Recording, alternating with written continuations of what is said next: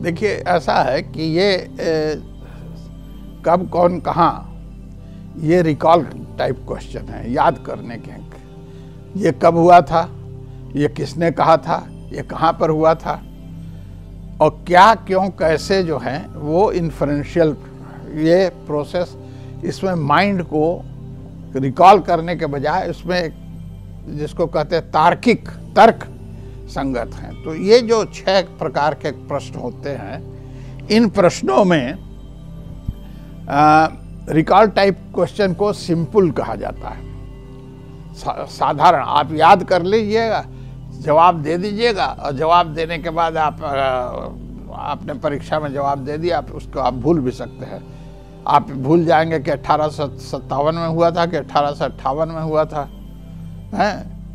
मगर अगर आप उसको कब कौन कहाँ क्या क्यों कैसे वाले आधार पर देखें, क्यों कब हुआ, क्या हुआ, नहीं क्या क्यों कैसे, क्या हुआ 1857 में, क्या लड़ाई हुई, क्यों हुआ, तब आप उसमें रीजनिंग देने लगेंगे, कैसे हुआ तब आप उसके प्रोसेस को बताने लगेंगे।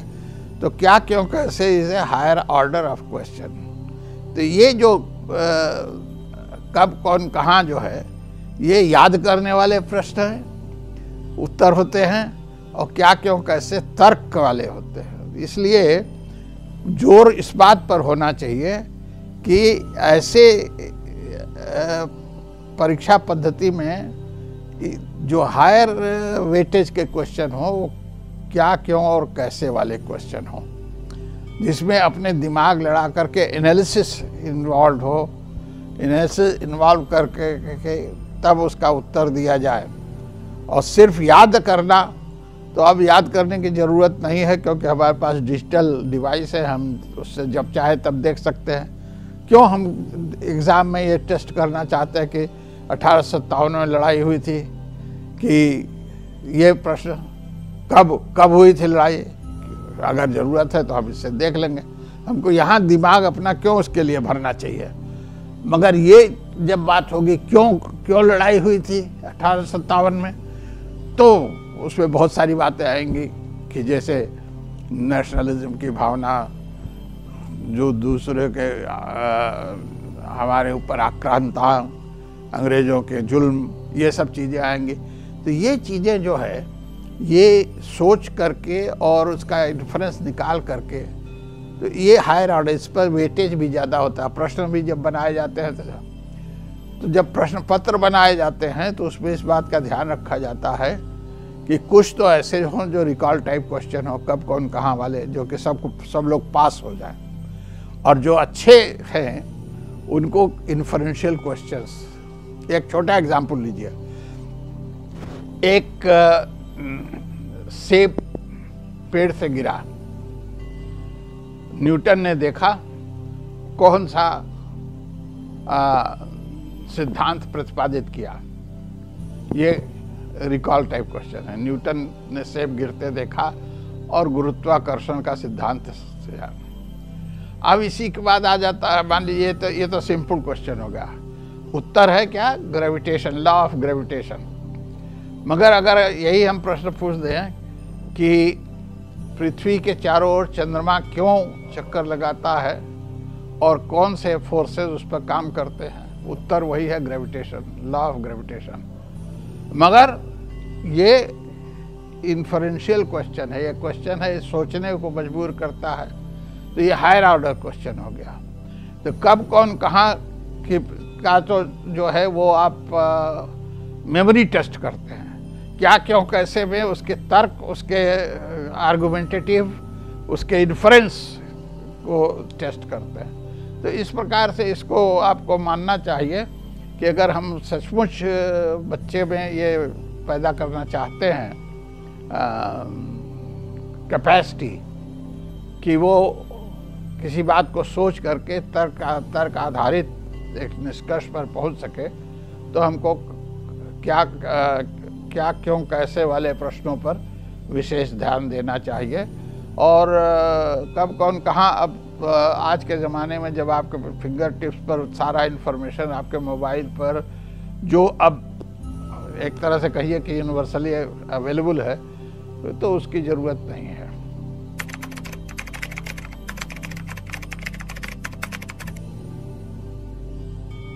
मेरा ऐसा मानना है कि experiential learning is the most effective way of learning.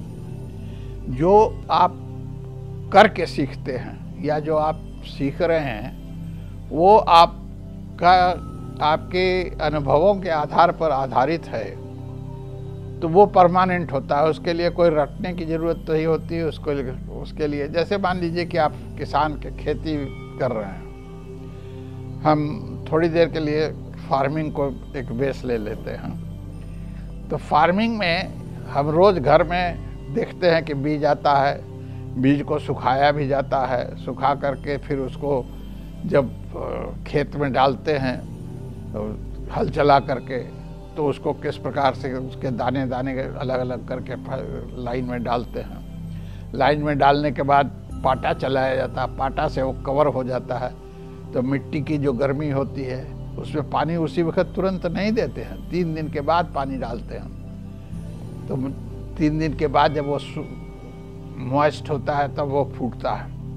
अब ये बच्चा रोज अपने घर में देख रहा है, सीख रहा है, माता पिता कर रहे हैं, हल चल रहा है या ट्रैक्टर चल रहा है या बीज डाला जा रहा है, ये सब है। अब बच्चे को हमें क्या सिखाना है? हमको बीज का संरक्षण और उसका प्रस्फुटन, इसकी बायोलॉजी सिखानी है कि जब हम उसमें पानी जब देते हैं तो मॉइस्चर होता है, मॉइस्चर होने से क्या होता है, कैसे होता है, किस तरह प्रस्फुटित होता है, उसकी बॉटनी।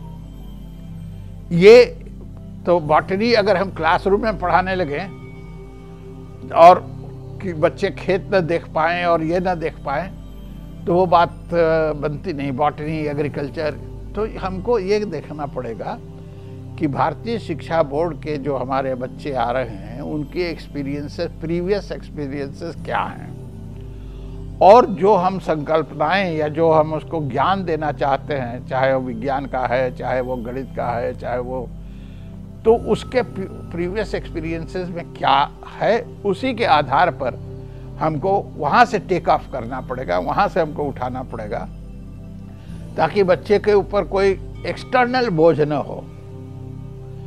बहुत से बच्चों को जो है आप